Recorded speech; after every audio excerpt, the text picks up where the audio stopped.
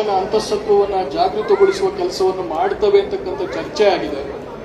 ಕೊನೆಯ ಗೋಷ್ಠಿಯಾಗಿ ಈ ಜಿಲ್ಲೆಯ ನೆಲದ ಪ್ರಶ್ನೆಯನ್ನ ಇಟ್ಟುಕೊಂಡು ನಾಲ್ಕಾರು ಮಾತುಗಳನ್ನ ಹಂಚಿಕೊಳ್ಳುವ ಒಂದು ಅವಕಾಶವನ್ನ ಈ ಕೊನೆಯ ಗೋಷ್ಠಿಯಲ್ಲಿ ಕೊಟ್ಟಿದ್ದಾರೆ. ನನಗೆ ತುಮಕೂರು ಜಿಲ್ಲೆಯ ನೀರಾವರಿಯನ್ನ ಕುರಿತು ಮಾತನಾಡಬೇಕು ಅಂತ ಹೇಳಿರೋದ್ರಿಂದ ನಾನು ನೀರಾವರಿ ಯೋಜನೆಗಳನ್ನ ಕುರಿತು ಮಾತನಾಡುವ ಪ್ರಯತ್ನವನ್ನು ಮಾಡೋದಿಲ್ಲ. ಅಂದ್ರೆ ಯೋಜನೆಗಳನ್ನ ರೂಪಿಸಿ ಆಗಿದೆ, ಅದನ್ನ ಅನುಷ್ಠಾನದ ಕುರಿತು ಆಲೋಚನೆ ಮಾಡುವ ಪ್ರಯತ್ನವನ್ನ ನಾನು ಈ ಗೋಷ್ಠಿಯಲ್ಲಿ ಮಾಡೋ ಪ್ರಯತ್ನವನ್ನು ಮಾಡ್ತೇನೆ. ತುಮಕೂರು ಜಿಲ್ಲೆ ಬಹಳ ದೊಡ್ಡ ಜಿಲ್ಲೆ. ಬೆಳಗಾಂ ಬಿಟ್ರೆ 10 ತಾಲೂಕುಗಳನ್ನು ಒಳಗೊಂಡಂತ ಬಹಳ ದೊಡ್ಡ ಜಿಲ್ಲೆ ಇದು. ಹಾಗೆ ಇದು ಒಂದು ರೀತಿಯಲ್ಲಿ ಈ ಒಣ ಬೇಸಾಯವನ್ನ ಒಳಗೊಂಡಂತ ಒಂದು ಜಿಲ್ಲೆ. ಕೃಷಿಗೆ ಸಂಬಂಧಪಟ್ಟ ಹಾಗೆ ಸಂಪೂರ್ಣವಾಗಿ ಮಳೆಯಾಶ್ರಿತವಾದಂತ ಒಂದು ಜಿಲ್ಲೆ. ಇಲ್ಲಿ ಯಾವುದೇ ಪ್ರಮುಖ ನದಿಗಳು ಹರಿಯೋದಿಲ್ಲ. ನಾವು ಬೇರೆ ಜಿಲ್ಲೆಗಳಿಂದ ನದಿಗಳ ನೀರನ್ನು ಬಳಸಿ ವ್ಯವಸಾಯ ಮಾಡುವ ಪರಿಸ್ಥಿತಿಯಲ್ಲಿ ನಾವಿದ್ದೇವೆ. ತುಮಕೂರು ಜಿಲ್ಲೆಯ ನೀರಾವರಿ ಇತಿಹಾಸವನ್ನು ನಾವು ಗಮನಿಸಿದಾಗ 1642ರಲ್ಲಿ 1789ರಲ್ಲಿ ಸುಮಾರು 1642 ಕೆರೆಗಳಿದ್ವು ಅಂತ ಮೆಕೆನ್ಸಿ ಹೇಳ್ತಾನೆ ತನ್ನ ವರದಿ ಒಳಗಡೆ. ಅಂದ್ರೆ ಬಹುತೇಕ ಇಲ್ಲಿ ಕೆರೆಗಳ ಆಶ್ರಯದ ಕೃಷಿಯನ್ನು ನಾವು ಗಮನಿಸ್ತೇವೆ. ಅಂದ್ರೆ ಮಳೆಯ ನೀರನ್ನ, ಮುಂಗಾರಿನಲ್ಲಿ ಬರುವ ಮಳೆಯನ್ನ ಸಂಗ್ರಹ ಮಾಡಿ ವ್ಯವಸಾಯ ಮಾಡುವಂತ ಒಂದು ಪದ್ಧತಿಯನ್ನ ಇಲ್ಲಿ ಬಹುತೇಕ ಮೊದಲಿಂದ ಅನುಸರಿಸಿಕೊಂಡು ನೋಡ್ತೇವೆ. ಹಾಗೇನೆ 1930ರಲ್ಲಿ ಹೈವದನ್ ರಾವ್ ಅವರ ಗೆಜೆಟ್ ನಲ್ಲಿ 1171 ತಲೆಗಾಲ ಕಡಿಮೆ ಆಗ್ತವೆ. ಇತ್ತೀಚಿನ ಇದರಲ್ಲಿ ನಮಗೆ ಇನ್ನೂ ಕೆರೆಗಳು ಕಡಿಮೆ ಆಗಿರೋದನ್ನ ಗಮನಿಸ್ತಾ ಇದ್ದೇವೆ. ಕೆರೆಗಳ ಹೊರತಾಗಿ ನಾವು ಯಾವ ರೀತಿಯ ನೀರಾವರಿಯ ವ್ಯವಸ್ಥೆಯನ್ನು ಹೊಂದಿದ್ದೇವೆ ಅಂದ್ರೆ ಬಹಳ ಪ್ರಮುಖವಾಗಿ ಹಾಸನದ ಗೊರೂರಿನಲ್ಲಿರುವಂತ ಹೇಮಾವತಿ ಅಣೆಕಟ್ಟೇನಿದೆ, ಅಲ್ಲಿಂದ ನಾವು ನೀರನ್ನ ಇಲ್ಲಿಗೆ ಕಾಲುವೆಗಳ ಮೂಲಕ ಹರಿಸಿ ವ್ಯವಸಾಯಕ್ಕೆ ಬಳಸುವ ಪ್ರಯತ್ನವನ್ನ ಕಳೆದ 30 ವರ್ಷಗಳಿಂದ ಮಾಡಿದೆ.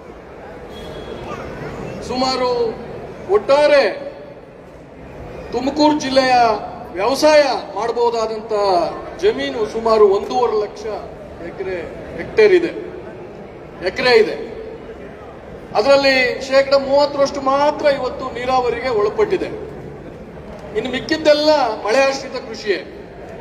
ಹೇಮಾವತಿಯನ್ನೇ ನಾವು ಪ್ರಮುಖವಾಗಿ ತೆಗೆದುಕೊಂಡು ನೋಡಿದಾಗ ಸುಮಾರು 2,37,000 ಎಕರೆಗೆ ಇವತ್ತು ನೀರಾವರಿಯನ್ನ ರೂಪಿಸಿ ಯೋಜನೆಯನ್ನ ತಯಾರು ಮಾಡಿದೆ.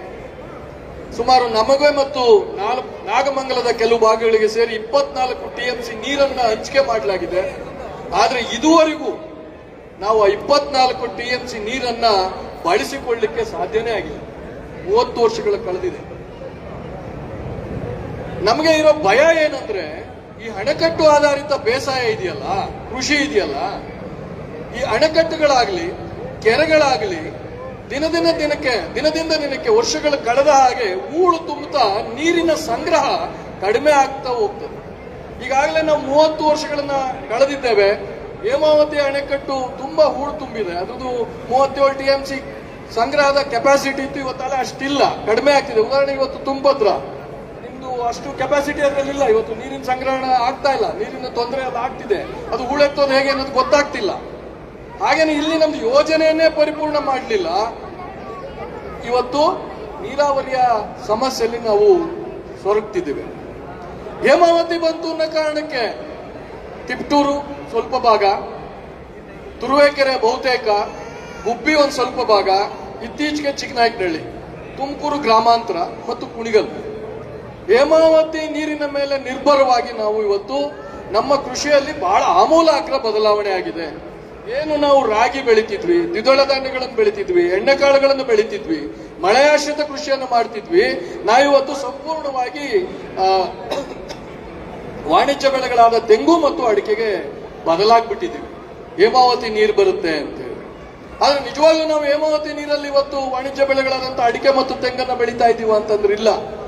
ಬಹಳ ಹೋರಾಟ ಮಾಡಿ ಯಾವಾಗ ಒಂದ್ ಸ್ವಲ್ಪ ಮಳೆ ಹೆಚ್ಚಾದಂತ ಸಂದರ್ಭದಲ್ಲಿ ಕೆನಾಲ್ ನಲ್ಲಿ ನೀರು ಬರ್ತದೆ, ಅವಾಗ ಹೋರಾಟಗಳನ್ನು ಮಾಡಿ ನಾವು ತೂಬುಗಳನ್ನು ಎತ್ಕೊಳ್ಳೋದ್ರ ಮೂಲಕ ನಮ್ಮಲ್ಲಿ ಕೆರೆಗಳಿಗೆ ನೀರು ಬಿಟ್ಟುಕೊಂಡು ತನ್ನ ಮೂಲಕ ನಮ್ಮ ಬೋರ್ವೆಲ್ಗಳನ್ನ ರೀಚಾರ್ಜ್ ಮಾಡಿಕೊಂಡು ಇವತ್ತು ಅಡಿಕೆ ಮತ್ತು ತೆಂಗನ್ನ ಬೆಳೀತಾ ಇದ್ದೇವೆ.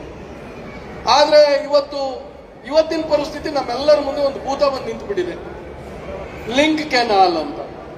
ಇದ್ರ ಬಗ್ಗೆ ಬಹಳ ಗಂಭೀರವಾಗಿ ತುಮಕೂರು ಜಿಲ್ಲೆಯ ರೈತರು ಆಲೋಚನೆ ಮಾಡಬೇಕಾಗಿದೆ. ಯಾಕೆ ನಾವು ಯೋಚನೆ ಮಾಡಬೇಕಾಗಿದೆ? 24 TMC ನೀರನ್ನ ಇಲ್ಲಿನ ತನಕ ನಾವು ಬಳಸಲಿಕ್ಕೆ ಸಾಧ್ಯ ಆಗಿಲ್ಲ. ಏನಿವತ್ತು ಕುಣಗಲ್ಲಿನ ಟೈಲೆಂಡ್ಗೆ ನೀರು ಕೊಡ್ಲಿಕ್ಕೆ ನಮ್ದು ಕೆನಾಲ್ ಮಾಡಿದ್ರು, ಇನ್ನು 35 ಕಿಲೋಮೀಟರ್ ಕೆನಾಲೇ ಆಗಿಲ್ಲ. ಕೊನೆಯದು ಆ ಕೊನೆಯವರೆಗೂ ನೀರೇ ಹೋಗಿಲ್ಲ. ನೀರು ಹೋಗೋದಿಲ್ಲ ಅಂತ ಹೇಳಿ ಒಂದು ಅವೈಜ್ಞಾನಿಕವಾಗಿ ಈಗ ಲಿಂಕ್ ಕೆನಾಲ್ ಮಾಡೋದ್ರ ಮೂಲಕ, ಅಂದ್ರೆ ಗುಬ್ಬಿ ಹತ್ರ ಇರುವ 72ನೇ ಕಿಲೋಮೀಟರ್ ಇಂದ ನೇರವಾಗಿ ಒಂದು ಎಕ್ಸ್ಪ್ರೆಸ್ ಪೈಪ್ ಲೈನ್ ಮಾಡೋದ್ರ ಮೂಲಕ ಅಲ್ಲಿ ನಾವು ನಮಗೆ ಬರಬೇಕಾದಂತ 3 TMC ನೀರನ್ನ ಕುಣಗಲ್ಗೆ ಬಿಡ್ತೇವೆ. ಕುಣಗಲ್ಲಿಗೆ ಬಿಡ್ತಾರ? ಇಲ್ಲ. ರಾಮನಗರದ ಶ್ರೀರಂಗಂ ಏತ ನೀರಾವರಿಗೆ ನೀರನ್ನ ಡಂಪ್ ಮಾಡಿಕೊಳ್ಳುವ ಎಲ್ಲ ಪ್ರಯತ್ನ ಇಲ್ಲ ಆಗ್ತಿದೆ. ಇದನ್ನ ಗಂಭೀರವಾಗಿ ನಾವು ಈ ವೇದಿಕೆ ಮೂಲಕ ಚಿಂತನೆ ಮಾಡಬೇಕಾಗಿದೆ.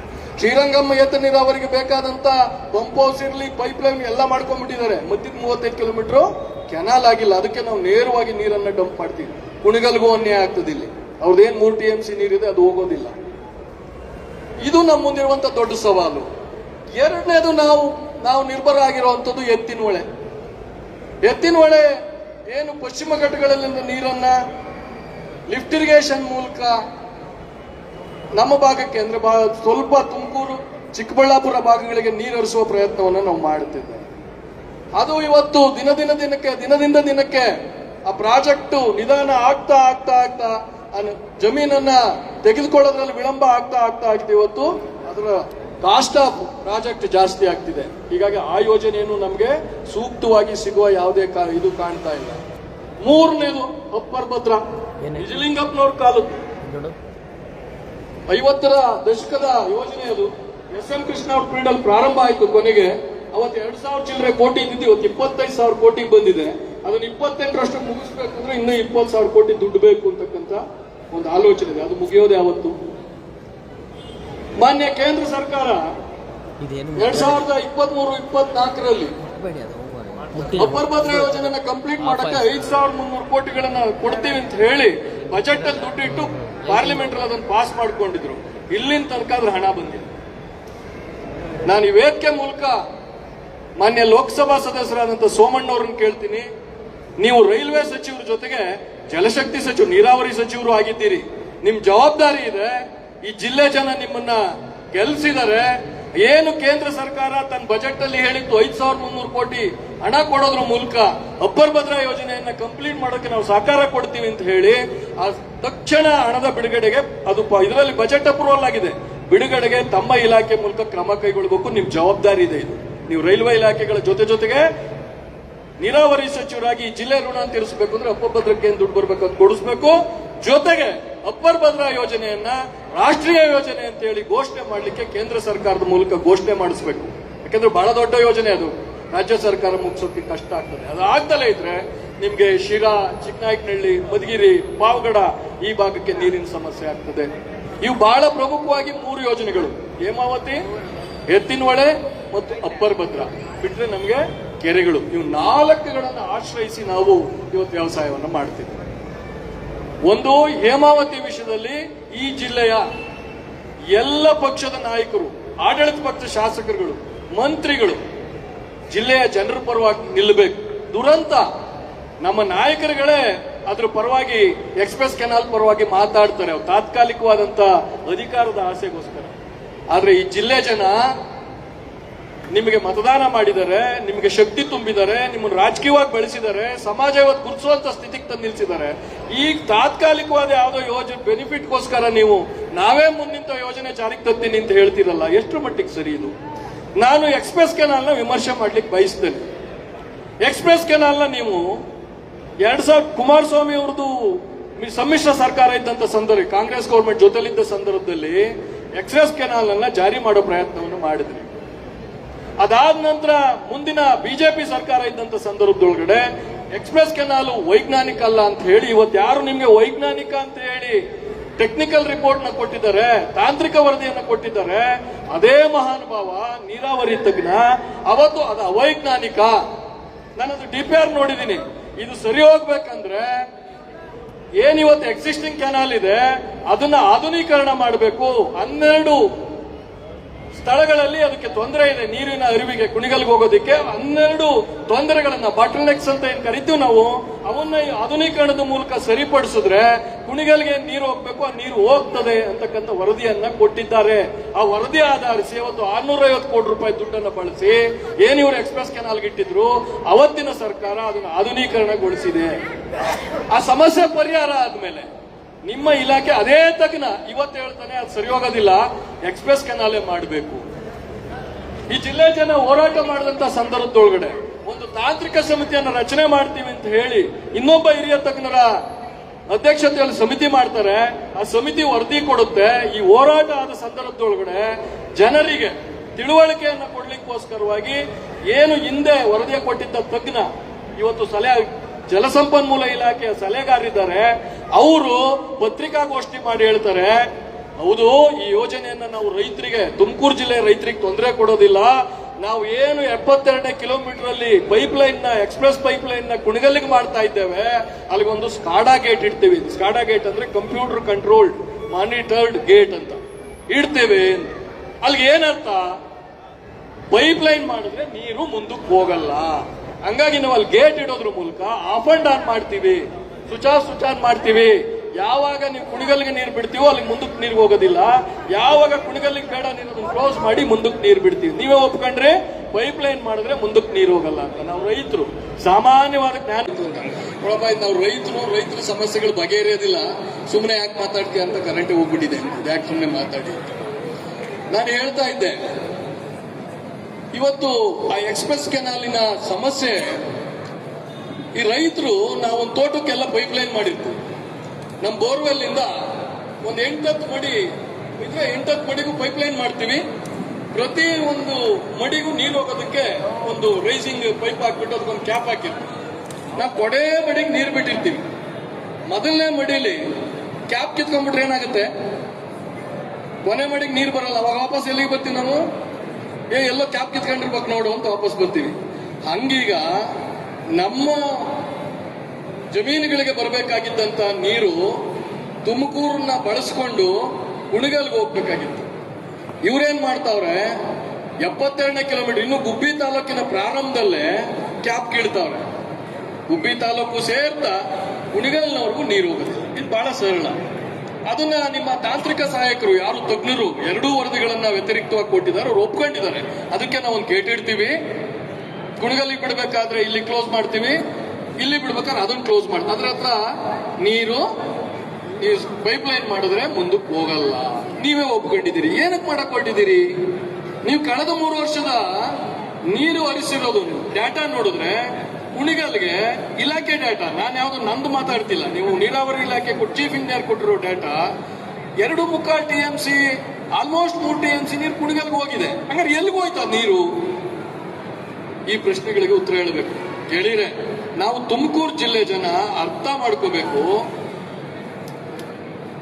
ಈಗ ಮುಂದೆ ಅದು ರಾಮನಗರಕ್ಕೆ ಹೋಗುತ್ತೆ. ಮಾಗಡಿಯ ಕೆಲವು ಕೆರೆಗಳಿಗೆ ಅಲಾಟ್ ಮಾಡ್ಕೊಂಡವ್ರು ಇರೋ TMC ನೀರೊಳಗಡೆ 3 TMC ಒಳಗಡೆ ರಾಮನಗರವನ್ನು, ಅಂದ್ರೆ ಈಗೇನು ಬೆಂಗಳೂರು ದಕ್ಷಿಣ ಅಂತ ಜಿಲ್ಲೆ ಮಾಡಿದ್ದಾರೆ, ಅದಕ್ಕೆ ಹೊಂದ್ಕೊಂಡಿರುವಂತ ಬಿಡದಿ ಗಲಾಟೆ ನಮ್ಗೆಲ್ಲ ಗೊತ್ತಿದೆ. ಅಲ್ಲೊಂದು ಸ್ಯಾಟಲೈಟ್ ಟೌನ್ ಮಾಡಕ್ ಹೊರಟಿದ್ದಾರೆ. ಅದರಲ್ಲೂ AI ಟೈಮ್ ಮಾಡ್ತೀವಿ ಅಂತ ಹೇಳೋರು.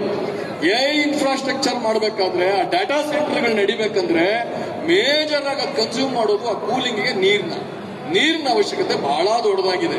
ಅದಕ್ಕೆ ಪೂರಕವಾಗಿರುವ ಸ್ಯಾಟಲೈಟ್ ಸಿಟಿ ಬೆಳೆದ್ರೆ ಇವತ್ತು ಬೆಂಗಳೂರು ನಗರದ ನೀರಿನ ಡಿಮ್ಯಾಂಡ್ ಎಷ್ಟಿದೆ ಗೊತ್ತಾ? 2030 ಈಗಿರುವ ಬೆಂಗಳೂರು ನಗರಕ್ಕೆ 40 TMC ನೀರು ಬೇಕು. ಎಷ್ಟು? 40 TMC ನೀರು ಬೇಕು. KRS ನ ಕೆಪಾಸಿಟಿ 40 TMC ಕಟ್ಟಿದಾಗ ಇವತ್ತಲ್ಲೇ ಉಳು ತುಂಬಿದೆ, ಅಷ್ಟು ಸಂಗ್ರಹಣೆ ಆಗಲ್ಲ. ಅದರ ಅರ್ಥ 2030 ಬೆಂಗಳೂರಿಗೆ ಕುಡಿಯೋ ನೀರಿನ ಸಮಸ್ಯೆ ದೊಡ್ಡ ಮಟ್ಟದಲ್ಲಿ ಎದುರಾಗುತ್ತೆ. What is the alternative? ಈ 3 ದಿನದ ಪತ್ರಿಕೆಯನ್ನು ನೀವು ನೋಡಿದ್ರೆ ಡಾಕ್ಟರ್ ಮಂಜುಳಾ, ಬೆಂಗಳೂರು ನೀರು ಸರಬರಾಜು ಮಂಡಳಿಯ ಅಧ್ಯಕ್ಷ ಹೇಳಿದ್ದಾರೆ, ನಾವು ಬೆಂಗಳೂರಿಗೆ ಹೆಚ್ಚುವರಿ ನೀರನ್ನ ಕಬಿನಿ ಮತ್ತು ಹೇಮಾವತಿ ನೀರಿಂದ ತೆಗೆದುಕೊಳ್ಬೇಕಾಗುತ್ತೆ ಡ್ಯಾಮಿಂದ. ಅದಕ್ಕೆ ಬೇಕಾದಂತ ಯೋಜನೆಯನ್ನ ತಯಾರಿಸಿ ಅಂತ ಹೇಳಿ ಸಂಬಂಧಪಟ್ಟ ಇಂಜಿನಿಯರ್ಗಳಿಗೆ ಆದೇಶ ಮಾಡಿರೋದು ವರದಿಯಾಗಿದೆ. ನಾವು ಯಾಕೆ ಎಚ್ಚೆತ್ಕೊಳ್ಬೇಕು? 30 ವರ್ಷದ ಒಳಗಡೆ 2,30,000 ಎಕರೆ ಇಲ್ಲಿ ನಮ್ದು ಜಮೀನುಗಳಿಗೆ ನೀರಾವರಿ ಮಾಡ್ತೀವಿ ಅಂತ ಯೋಜನೆ ಮಾಡಿದ್ರು. ಇಲ್ಲಿಯ ತನಕ ನಮ್ಮ 1 ಕುಂಟೆ ಜಮೀನಿಗೆ 1 ತೊಟ್ಟು ನೀರನ್ನು ಹರಿಸಿಲ್ಲ. ಕೆರೆಗಳಿಗೆ ನೀರು ತುಂಬಿಸಿರೋದು ಬಿಟ್ರೆ ಎಲ್ಲ ನಮ್ಮ ಜನನಾಯಕರುಗಳು ಆ ಪಕ್ಕದಲ್ಲಿರೋ ಕೆರೆಗೆ ನೀರೆತ್ತೋದ್ರ ಮೂಲಕ ಅಭಿನವ ಭಾಗೀರಥರಾಗಿದ್ದಾರೆ. ಒಬ್ಬ ಜನಪ್ರತಿನಿಧಿಯು ಇಲ್ಲಿಯವರೆಗೆ ಯೋಜನೆಯ ಅನುಸಾರ ನನ್ನ ಪ್ರತಿ ಗುಂಟೆ ಜಮೀನಿಗೆ, ನಾನು ಜಮೀನು ಬಿಟ್ಕೊಟ್ಟಿದ್ದೀನಲ್ಲ ಯೋಜನೆಗೋಸ್ಕರ, ನಾವು ರೈತರು ಜಮೀನು ಕಳ್ಕೊಂಡಿದ್ದೀವಲ್ಲ, ಯಾಕೆ ಕಳ್ಕೊಂಡಿದ್ದೀವಿ ಜಮೀನು? ನಾವು ಒಂದಲ್ಲ ಒಂದು ದಿನ ನನ್ನ ಜಮೀನಿಗೆ ನೀರು ಬರ್ತದೆ, ನಾನು ನೀರಾವರಿಯ ಅಲ್ಲಿ ಬೆಳೆ ಬೆಳೆಯುವ ರೈತನಾಗ್ತೀನಿ, ನನ್ನ ಹೆಂಡ್ರು ಮಕ್ಕಳನ್ನು ತುಂಬಾ ಚೆನ್ನಾಗಿ ಬದುಕಬಹುದು, ನಾನು ಒಂದು ಒಳ್ಳೆ ಮನೆ ಕಟ್ಕೋಬಹುದು, ನನ್ನ ಮಕ್ಕಳಿಗೆ ಒಳ್ಳೆ ವಿದ್ಯಾಭ್ಯಾಸ ಕೊಡಿಸ್ಬೋದು ಅಂತ ಜಮೀನು ಬಿಟ್ಕೊಟ್ವಿ.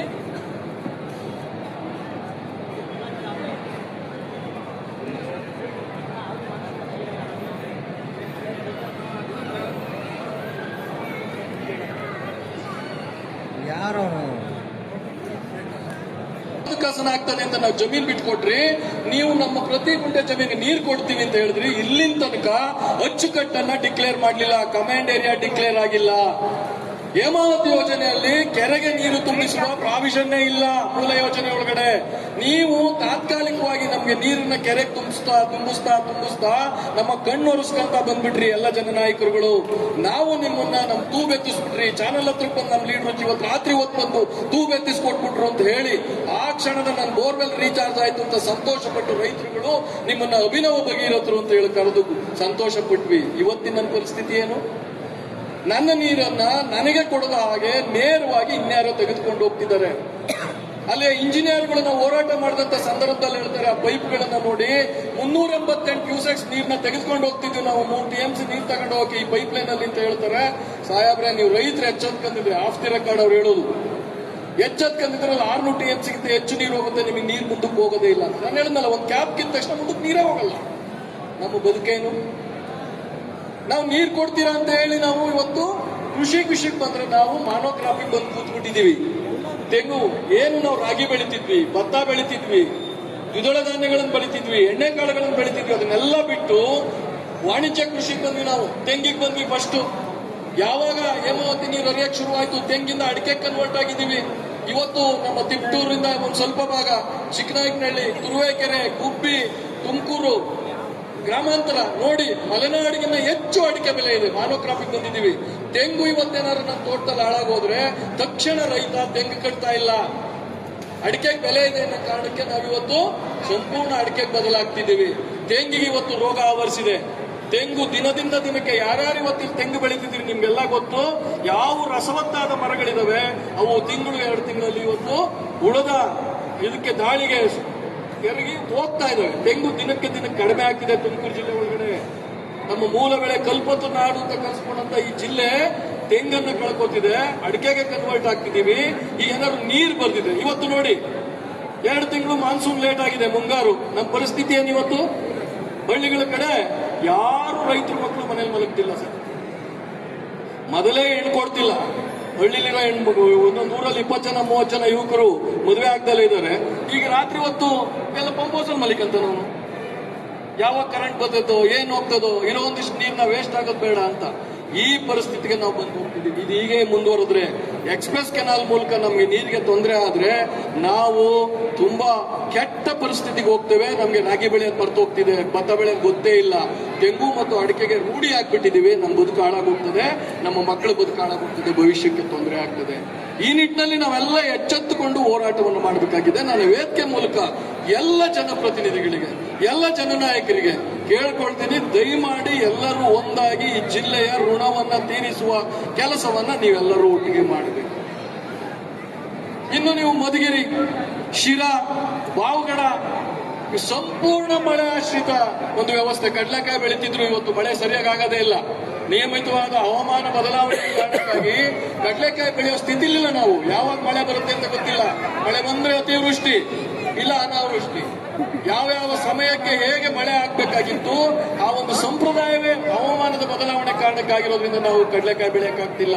ನಮ್ಗಿದ್ದಂತ ಒಂದು ಸಣ್ಣ ವಾಣಿಜ್ಯ ಬೆಳೆ ಈ ಭಾಗದವ್ರಿಗೆ ಏನ್ ಬೆಳಿಬೇಕು ಗೊತ್ತಿಲ್ಲ, ನೀರಾವರಿ ಇಲ್ಲ. ಏನ್ ಮಾಡ್ಬೇಕು ನಾವು? ಒಂದು ಆಸೆ, ಅಪ್ಪರ್ ಭದ್ರಾ ಬರ್ಬೋದು, ಎತ್ತಿನ ಹೊಳೆಯಲ್ಲಿ ಒಂದಿಷ್ಟು ನೀರು ಸಿಗ್ಬೋದು, ನಮ್ಮ ಬದುಕು ಏನಾದ್ರು ಹಸನ ಆಗ್ಬೋದು ಅಂತ.